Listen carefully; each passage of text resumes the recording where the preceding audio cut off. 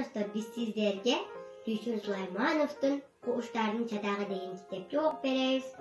Күндөрдүн биринде куш таптаган мүнөшкөр саятчы токойго тор жайды.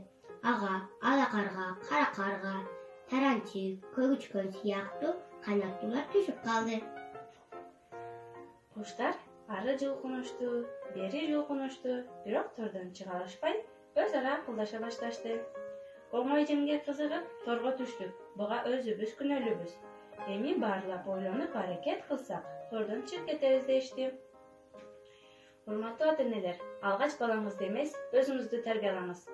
Балаңызга китеп оку дебей, өзүңүз китеп окусаңыз гана балаңызга үлгү болуп, татыктуу тарбия бере аласыздар деп ойлойм.